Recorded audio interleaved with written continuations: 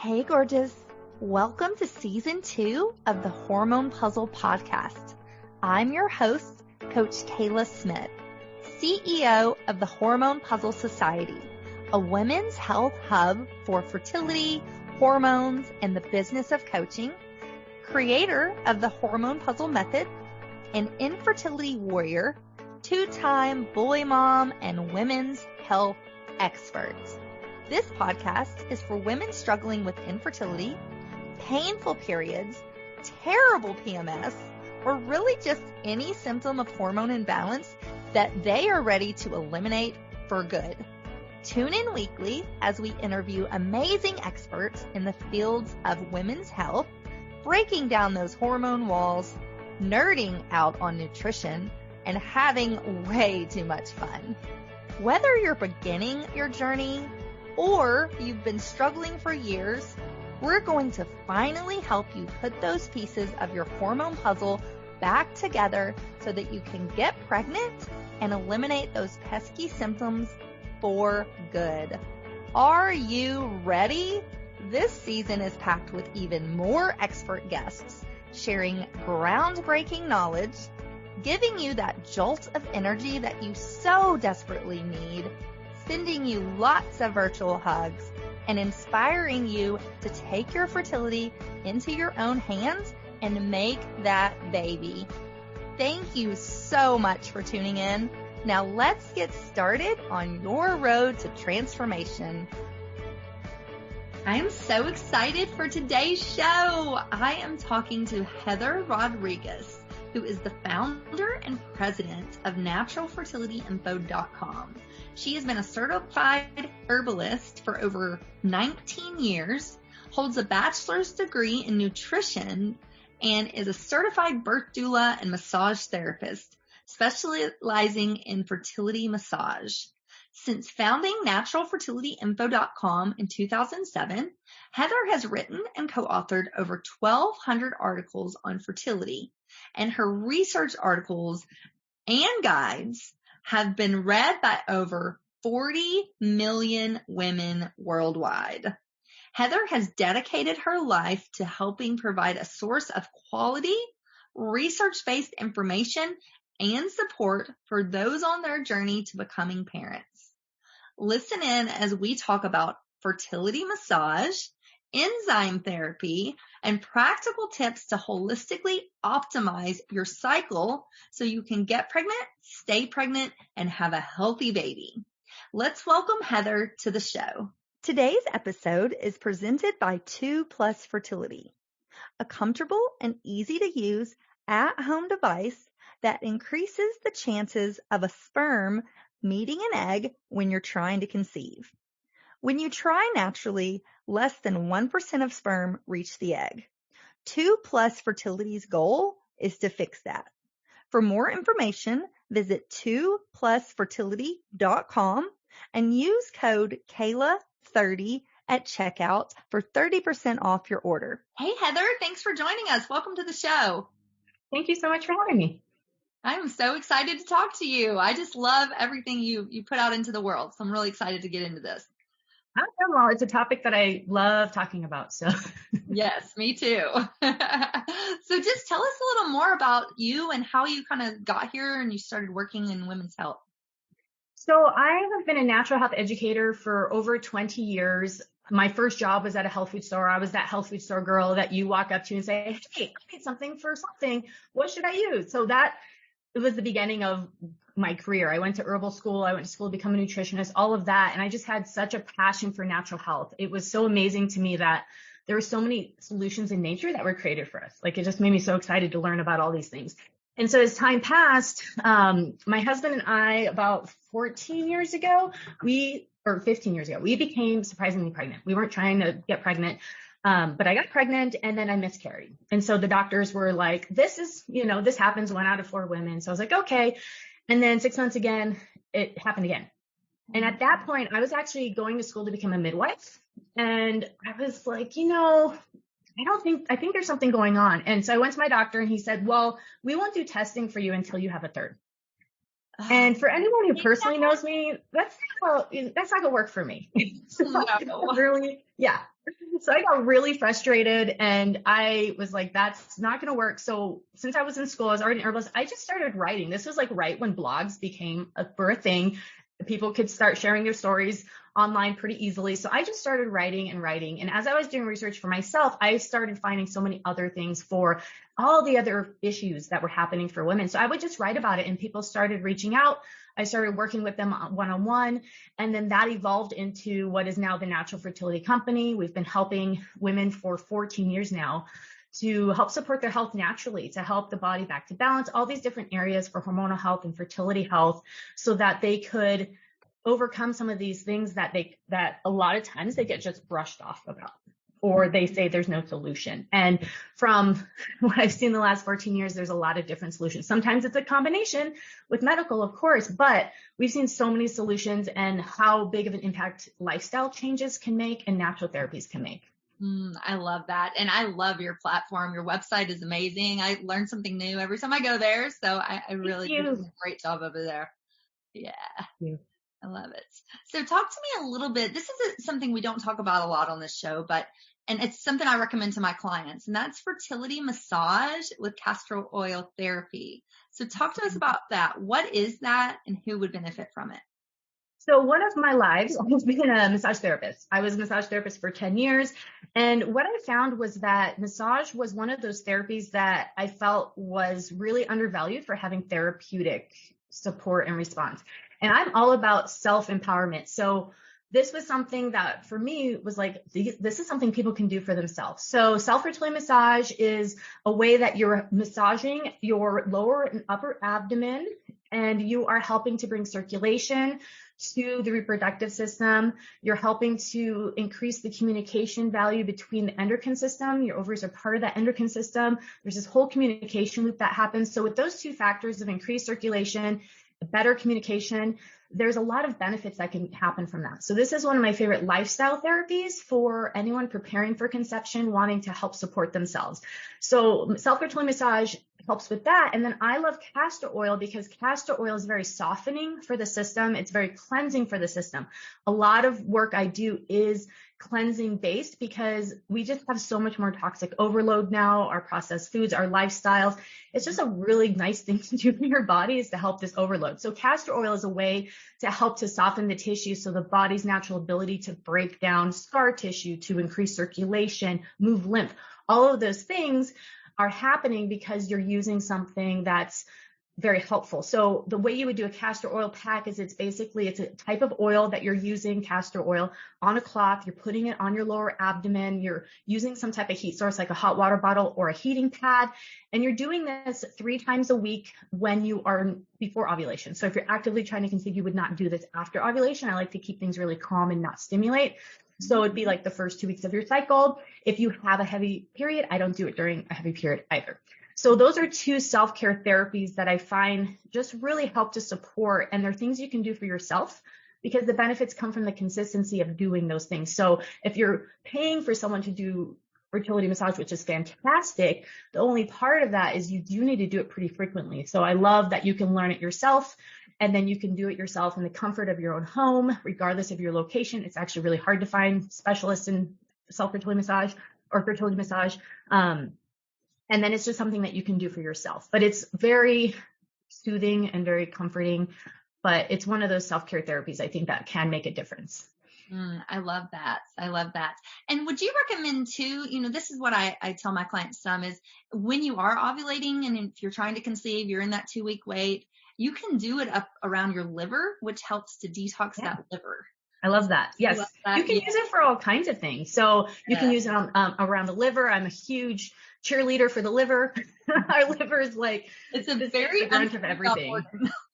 Yeah. So around the liver is great. You could also, there's a lot of other areas that you can use it. Anywhere you want to increase circulation or lymph flow, you can use it. So it's not just for reproductive support, but that's what I focus on it for. And you can also, as you get a little bit more advanced with it, depending on the type of essential oils, I do like to add essential oils to that castor oil pack for specific reasons, but it's not necessary. You could just do the castor oil pack. So it's just kind of how to boost it. Gotcha. Can you just speak into that a little bit? Like, what are some of your favorite oils and a couple of, common things that you see them used for? So something I've been talking about a lot lately is inflammation. So a lot of, when you're looking at different studies of fertility issues, say PCOS, endometriosis, uterine fibroids, the whole list, a lot of times some of the markers that are consistent is inflammation. There's some type of sign of inflammation that's happening. So one of my favorite uses of the essential oils with the castor oil pack is to help support that inflammation. And there's a lot of different oils that you can use for that, but it's something that between whole foods and then the essential oils helps with that inflammatory response to be a little bit more settled and a little bit more consistent. So for instance, endometriosis, that's something that for some women can be really uncomfortable. So when you're using essential oils for that, it's wonderful to have something for the inflammation as well as helping to increase circulation and then helping the liver. That's going to be a big major thing. So like which of the oils would that be? Can you give us? So I really like to use some of the different ones such as like cinnamon, lemon would be great, rosemary, those different types that are a little bit more on the antiseptic side. Those are going to have the inflammation support, but also most plants have some type of inflammation support like that. But those are my go-tos for inflammation. Gotcha. I love it. I love cinnamon oil. Oh, it's one of my favorites. Use just a little bit. Use one drop. A little bit. Yeah. Not a lot. Like I strung. Yeah. Yes. So why do you think it is that we're having so many fertility issues these days? It is, I have a very strong feeling about it. I'm very opinionated about this topic. I feel that it's because of our toxin overload. So there's a couple different factors. Like you'll hear people say, when I grew up, we did this and we did that and it hasn't affected us, right? Like you'll hear people say that, and it has. So because of the effect that can happen within a baby within the womb, what the mother is taking and what she's exposed to, some things can actually make it through the placenta and the baby's being exposed to these things.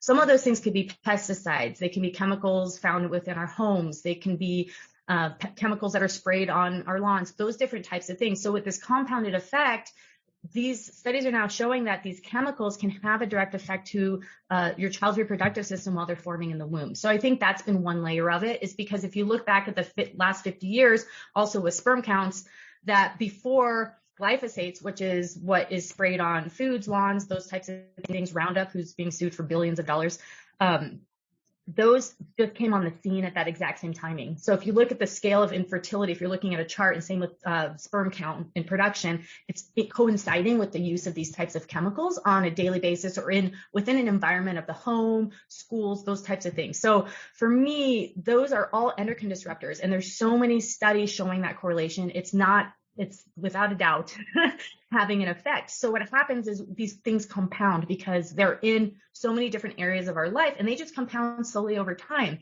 And so that exposure in the womb, and then just that repeated exposure, we're now seeing children with starting puberty younger. That's another effect of that. We're seeing fish who have who are hermaphrodite or who have a lot of different issues. Even fish are having infertility from these things going into the rivers. So this compound of chemicals and the lifestyle that we're living with, high stress.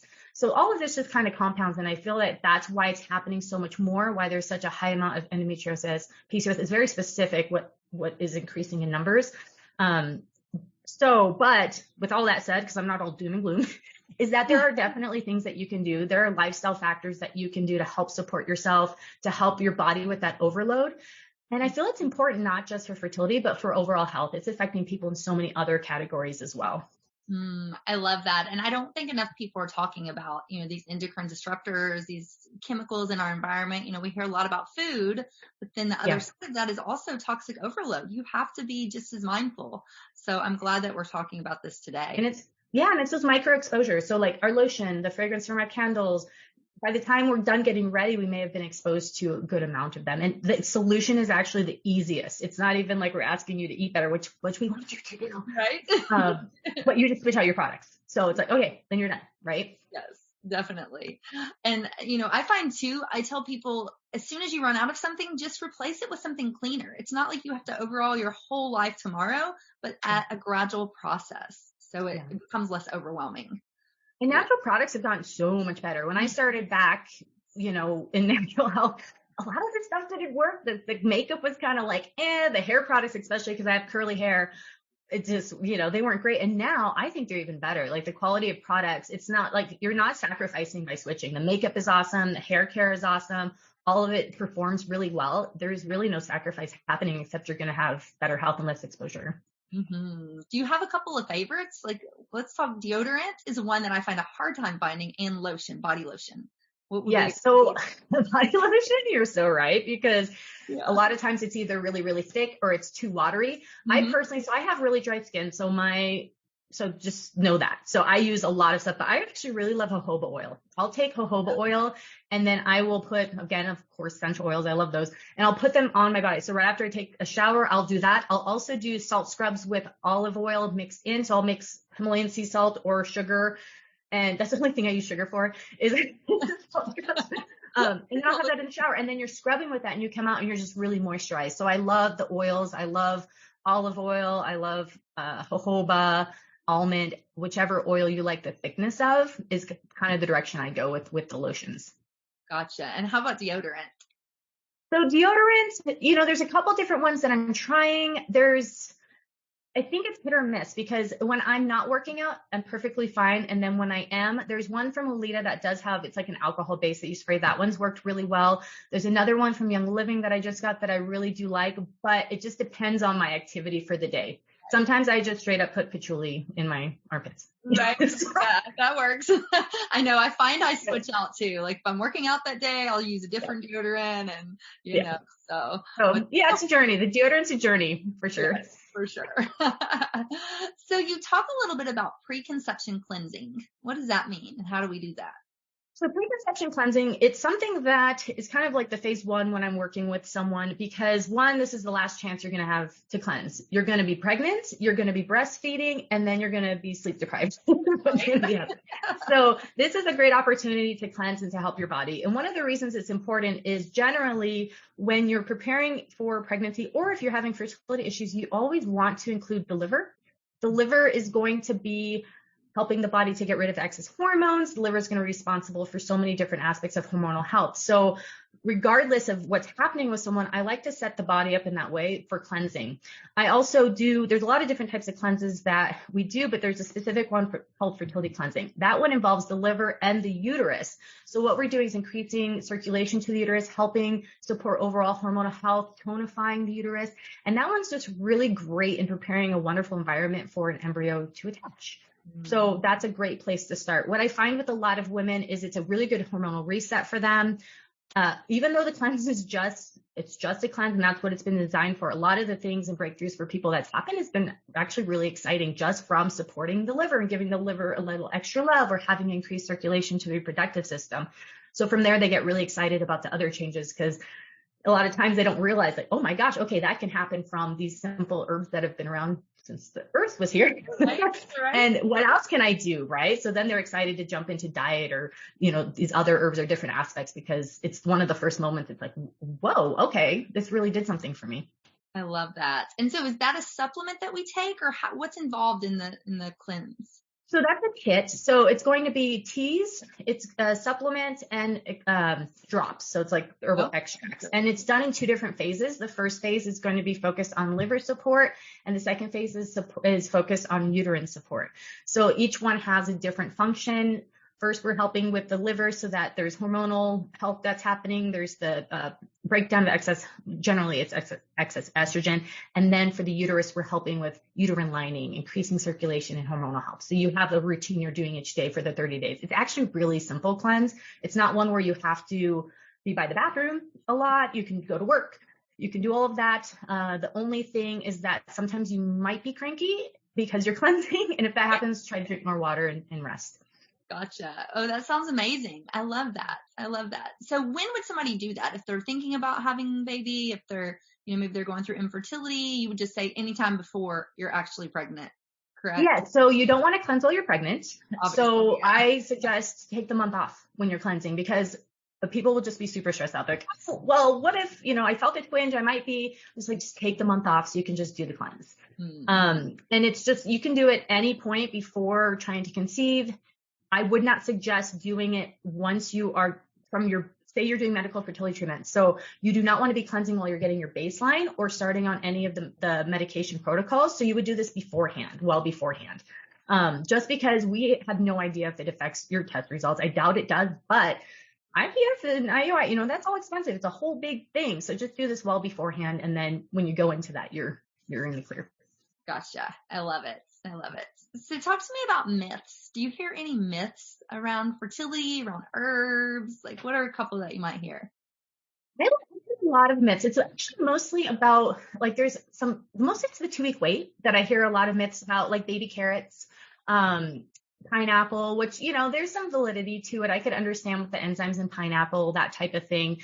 Or exercise is a huge myth. A lot of people think they shouldn't move during the 2-week wait. There shouldn't be bouncing. There shouldn't be, anything like that. And a lot of times I just have to soothe people. Or if they start exercising, they're going to lose their periods, that type of thing. I'm like, no, you have to be a huge competitive athlete who's lifting huge amounts and cutting their calories really low for it to affect your diet or hormones. So those types of things where I think there's just a little misunderstanding of how exercise can affect your hormones, which they can, but it's mostly in a very extreme situation. Or some people think drinking more than 2 quarts of water is too much and something might happen to their mineral balance. So just kind of these things where as they start doing new daily routines, they're worried about doing too much where like the chance of that happening is very low.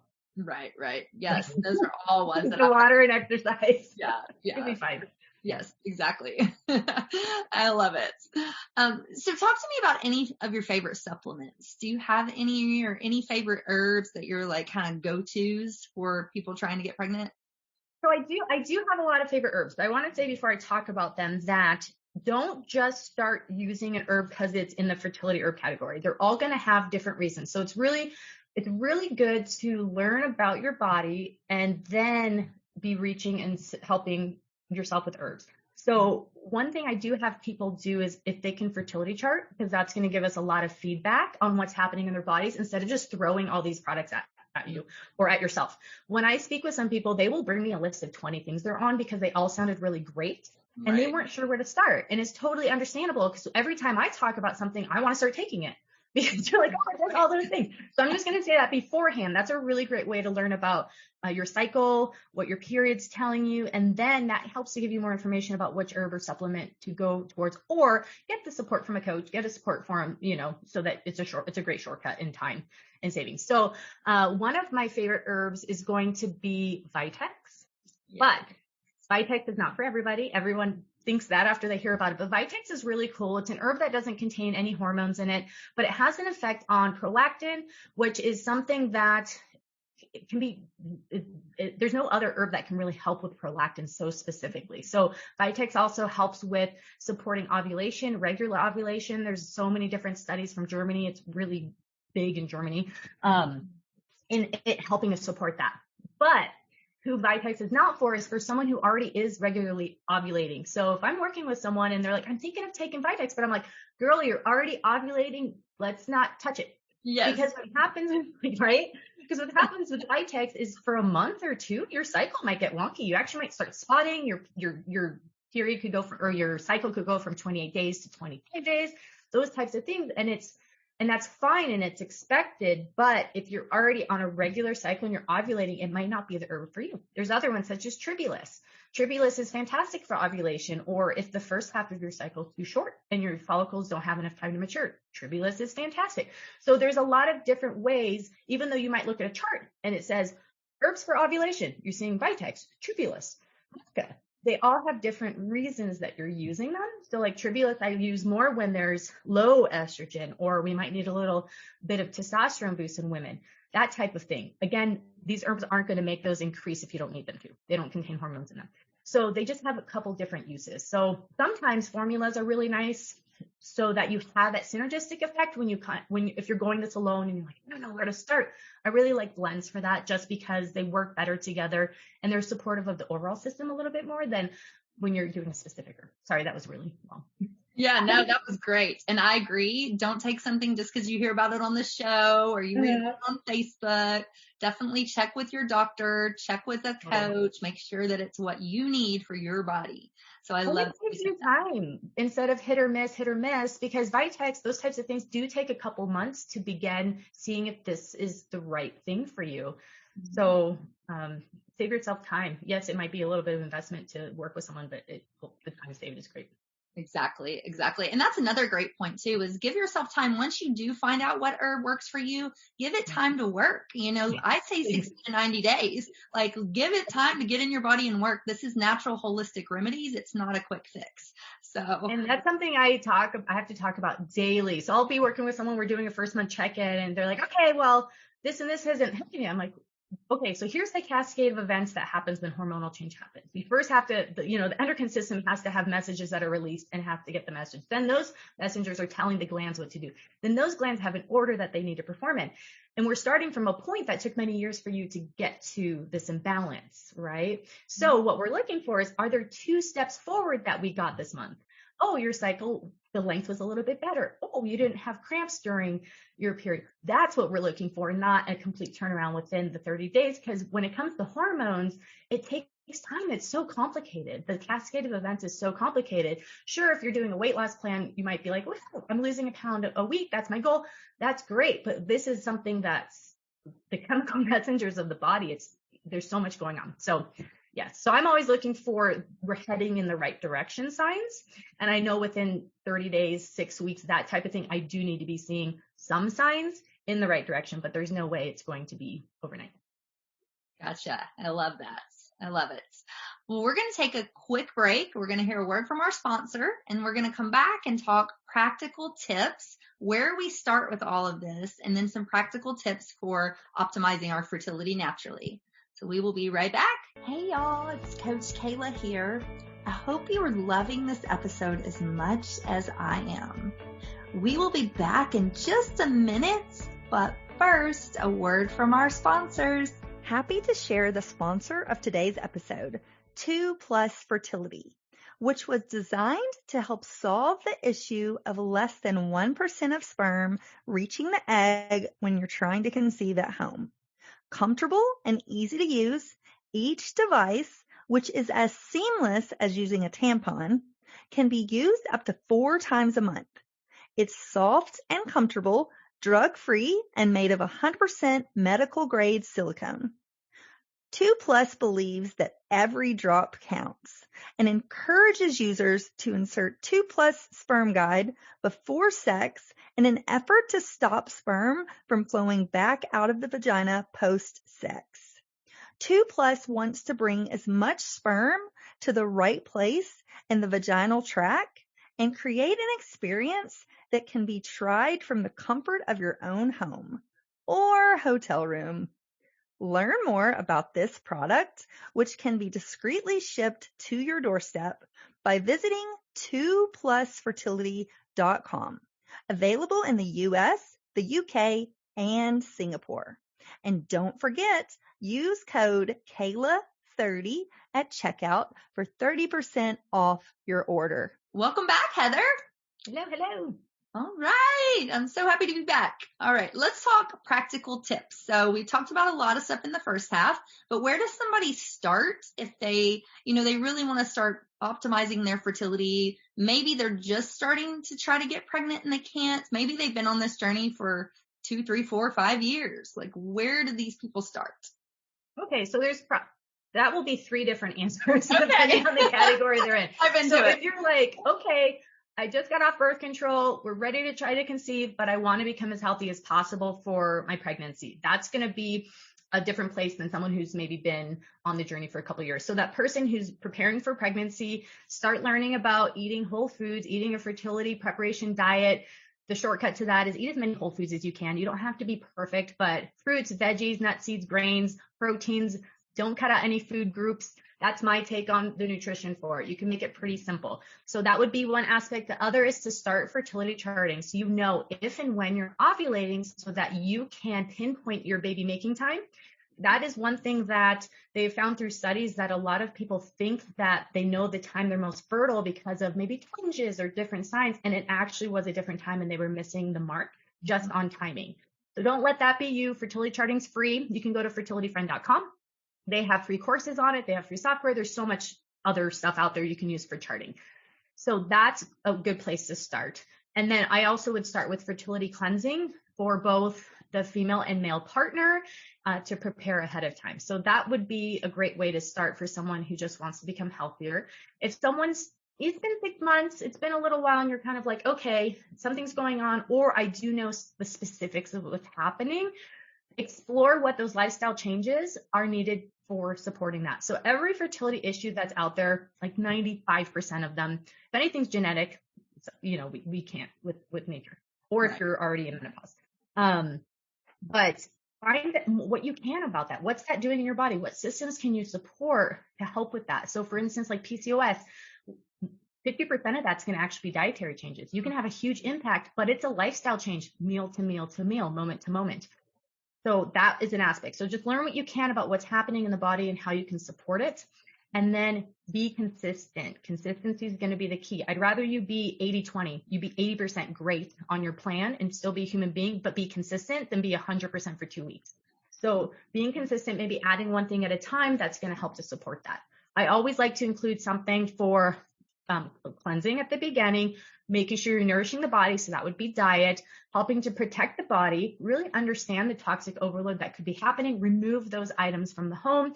And then the next is to be specific. So that would be using the herbs or supplements that are specific for what you have learned that's happening with your body. And then the last is self-care. So under that, self-healing massage, castor oil packs, stress, that could be its own category. Stress has a big impact on hormones and hormonal health, because the body will take the ingredients that it uses to make hormone and make cortisol hormone out of it instead of your progesterone, for instance, or thyroid, those types of things. So, but don't let stress you out. Don't be like, oh, I'm not gonna ovulate. Don't go down that road. Just do something daily for your stress. So that's where I would begin and how I would create a program. And then the person who's been on their journey for a little while, what I would ask is, what testing have you had done? And have you had a full panel done? Have you had a full thyroid panel done, not just your TSH? Have you been tested for MTHFR? Have you had immunological testing done? So those types of things. And then going to a specialist for that testing, not your general practitioner. That's going to save you a lot of time. A lot of times your general practitioner is going to think progesterone is a make-believe thing and doesn't affect pregnancy, where you would be amazed how much I hear that. Whereas that's like, that could just be for you, and all you need is progesterone. So that being a part of it. And then also, if you haven't, fertility chart, learn about your cycle that way. And have you done everything? Because sometimes I'll talk with people and they're like, I've done so many things, but they've kind of thrown 20 things at the wall. They didn't get really specific and they didn't track their progress, or they weren't consistent for long enough, or they've been waiting for it to change without making any changes. And that's another big thing I see, is they're kind of waiting and hoping that change will just happen without having to do anything. And in most cases, if you are having a specific issue or you haven't gotten pregnant within a year, we get testing done. Don't be afraid of that. You can make your decision after that. Does not mean you have to do you have to go straight to IVF or anything like that. The more information you have, the more empowered you are. So then you can see what direction to go in and see what you're comfortable with and know what questions to ask. I love that. And I'm a big fan of be your own advocate, so get your testing. Don't just guess what's happening. Let's actually get tested. But then let's look at those tests and make sure that your doctor's not saying you're normal, which is great, but we don't want normal. We want optimal. We want pregnant. Yes. Yeah.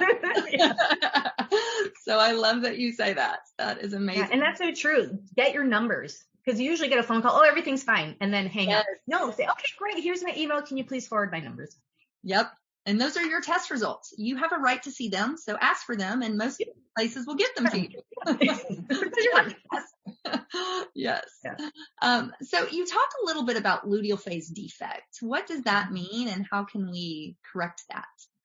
So luteal phase defect is something that's one of the more common things that we run into, and is one of the things that lifestyle changes can really help. So when you're looking at your whole cycle, you have your menstrual cycle. We're just going to go textbook. Everybody's different, but menstrual cycle, will say, is 5 days of your cycle. And then you have up until the period of time of when you ovulate. So that whole period of time from day 1 of your menstrual cycle to ovulation is called the follicular phase.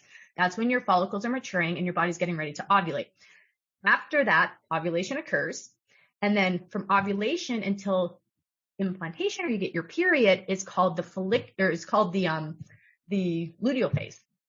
So that is a period of time when the sperm is going to go meet the egg. They make an embryo. That's going to take the long journey down the fallopian tube. Like microscopically, this journey is insane. It's like 10, 11-day journey. Oh, wow. And then it's going to go into the uterus and then implant. So that phase of time, it needs to be long enough for the sperm and the egg to meet, the embryo to be produced, and that traveling. So if that is too short, then by the time the embryo arrives, you may have already started to shed your lining, your uterine lining, and then it's like that cycle is lost that month. So that length of time, that's why generally it's like 27, 28-day cycle, 29-day cycle, it's kind of what we're looking for so that there's a long enough luteal phase. Sometimes though, don't just assume that that's what is happening if you have a short cycle. So for example, there's someone I'm working with, she has a 25-day cycle. Generally, you would assume luteal phase is too short, but she started charting, and what she found is she actually ovulates on day 7. So if we had just assumed she had luteal phase, we would have focused on a totally different action in the body, totally different support. Whereas now we actually need to support that first half of the cycle so that her follicles can be mature enough and she can have a powerful ovulation, and ovulation of that the follicles are mature enough to then produce progesterone and so on. So both of those phases are really important. And I think that follicular phase is actually not talked about enough. Mm-hmm. I see either or happening, but that's what luteal phase is. Gotcha. And so how long should our luteal phase be?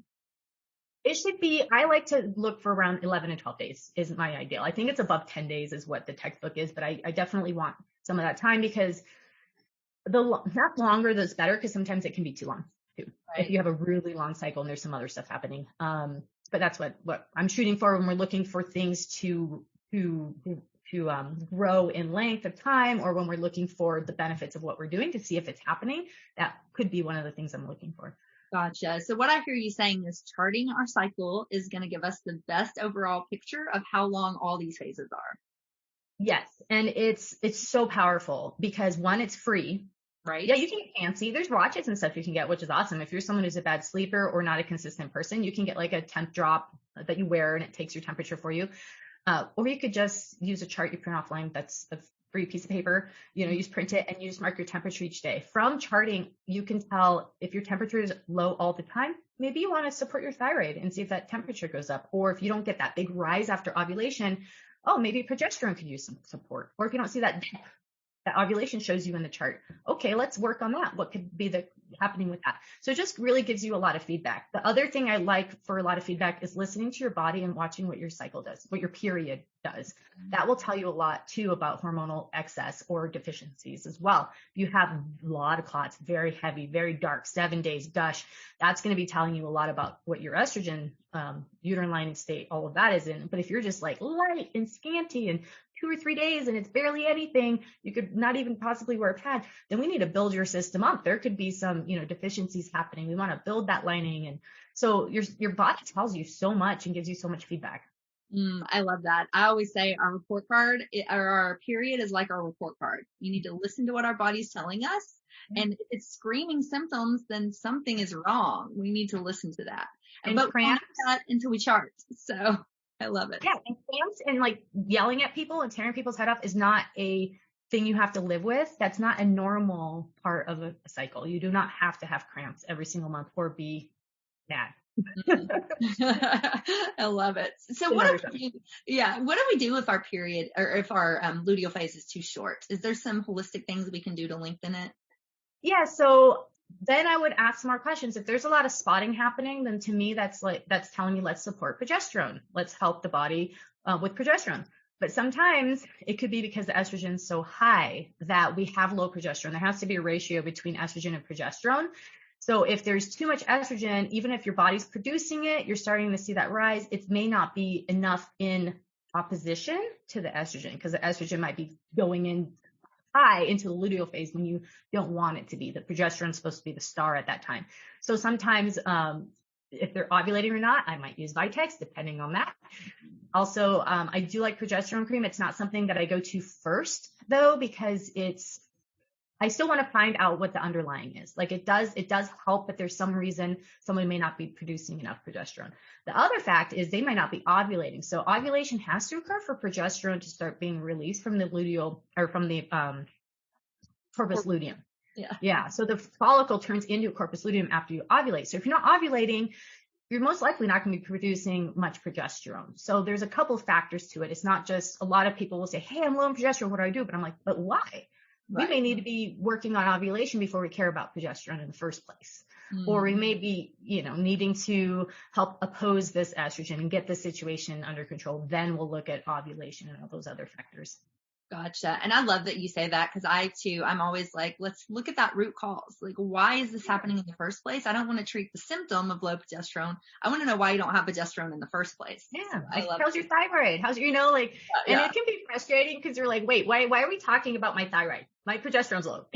Right. So let's look at the other side of that. What if our follicular phase is too short? Is it kind of similar? We chart to find out why it might be too short, and then. Yeah. So follicular phase. So something I've been running into a lot lately is there actually can be deficiency in hormones in general. So we hear a lot about excess estrogen. It is a big thing that's happening.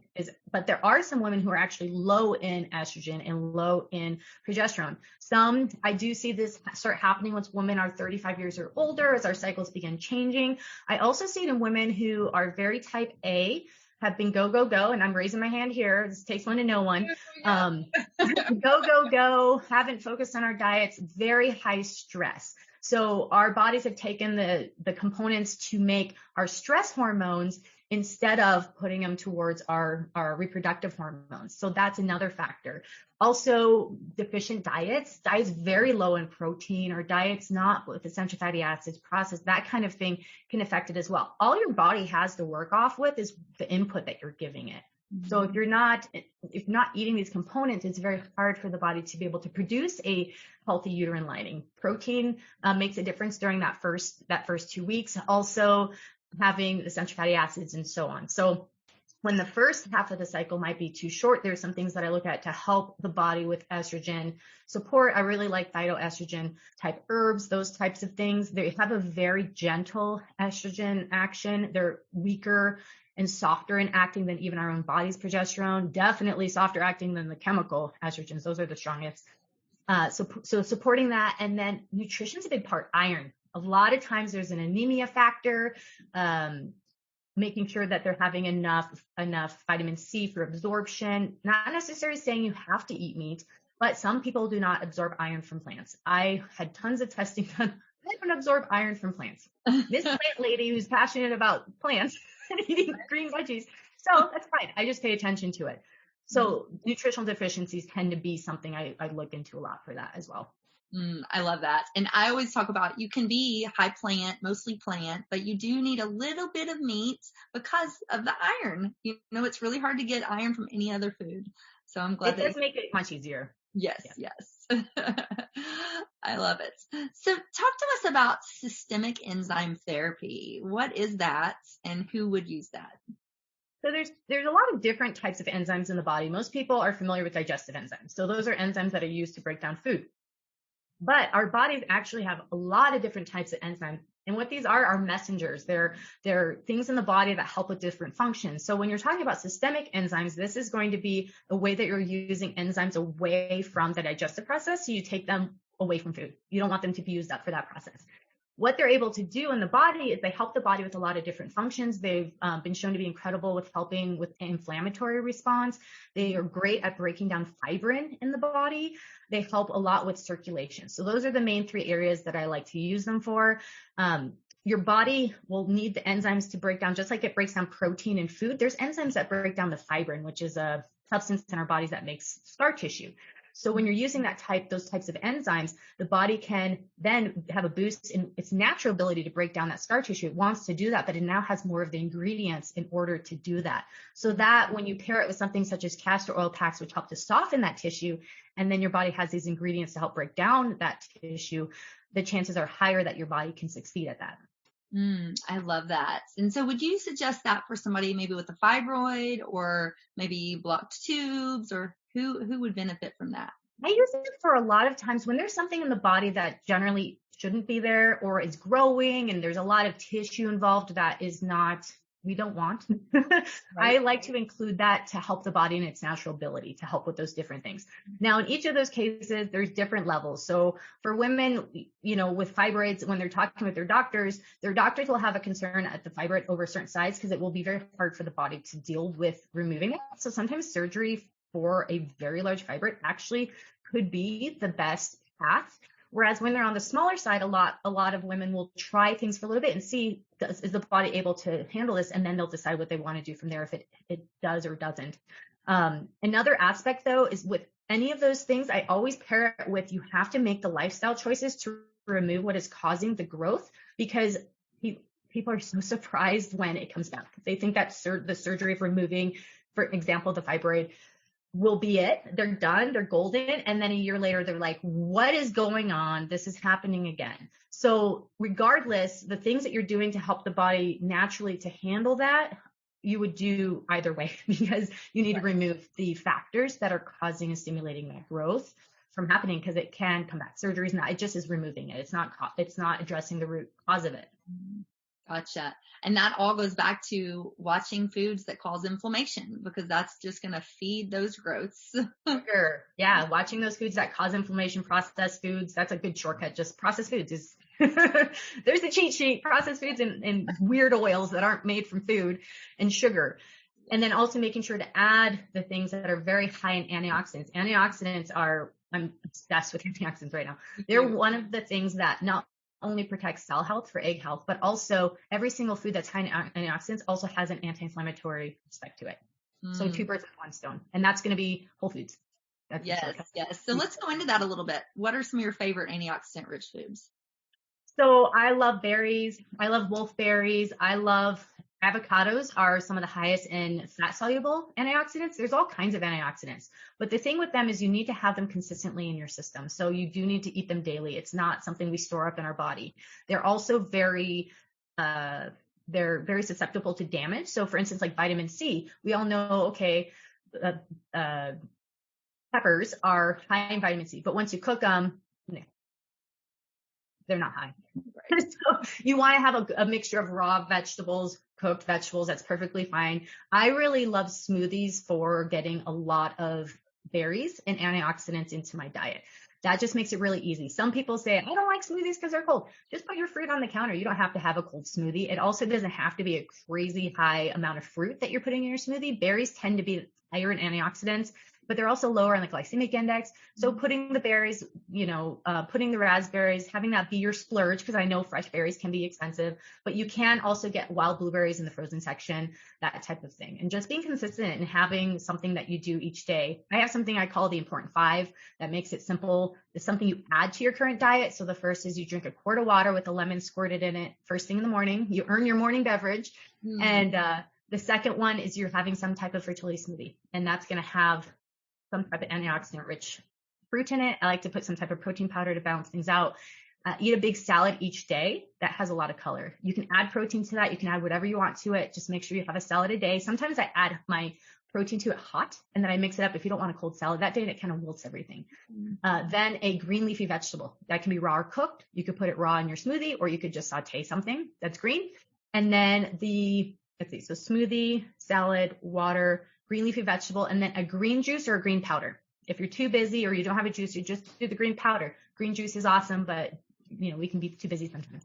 Right. I love that. I love it. And I love my smoothies. That's one of my favorite things to start the day with. And I'm like, mostly veggies and a little bit of berries to give it some sweetness. But yeah, I love it. You got to work up to that. You're expert level. Yes. I know. Sometimes my husband looks at it and he's like, that just does not look good. And I'm like, it's delicious. But brown color you've made? Yeah, it's brown. Yes. Oh my goodness, Heather. Well, I could talk to you all day. I love this. So very interesting, but we do have to wrap up. So tell us, where can we find you? Where can we learn more about what you do? And do you have any freebie like on your website or anything that we can grab? Yeah. So you can visit my website, naturalfertilityinfo.com. There's thousands of pages of guides and information and studies on there. And on that website, I have a lot of different freebies. You can find them on the pages of whatever you're interested in and learning. I have the Fertility Foundation course you'll see on that you can join that introduces you to all these concepts we talked about today. But the best place to connect with me is going to be Instagram at Natural Fertility Info. I do lives all the time. I educate on all kinds of topics. We're very active over there. So that's a good way to plug in and learn things bite-sized so that you can start applying them into your life. I love that. And like I said earlier, your website is just so full of great information. So definitely everybody listening, please go check that out. It's wonderful. It's a great resource. So thank you for designing that. I love it. And so before we close, any final thoughts you want to leave, any words of wisdom or words of advice?